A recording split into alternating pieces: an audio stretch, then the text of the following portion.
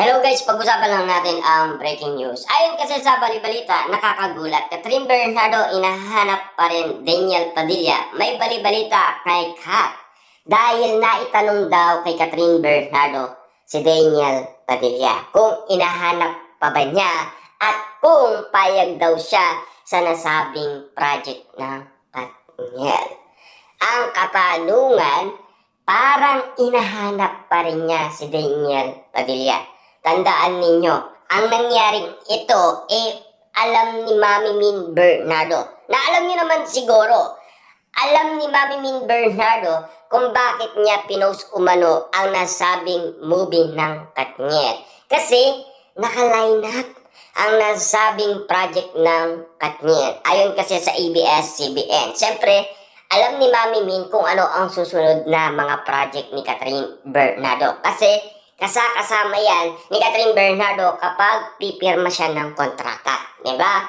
At tatandaan, 2025, nagkaroon ng collaboration project, diba? Na pumirma si Catherine Bernardo at Daniel Padilla. Pero take note bago pumirma si Catherine Bernardo ng nasabing kontrata na collaboration project ng Katniel, nag-away muna sina Mami Min Bernardo at Catherine Bernardo sa mismong kaarawan pa ni Mami Min Bernardo noon. At siyempre, ang naisa na ni Catherine Bernardo, si Daniel Padilla, ang maging syota niya ulit. Diba? Makikipagbalikan siya. Pero, tutol ang pamilyang Bernardo. Saan napunta si Catherine Bernardo ngayon? Siyempre kay Mayor Mark Alcala dahil sa pagiging tutol ng pamilyang Bernardo. Saan naman napunta si Daniel Padilla ngayon?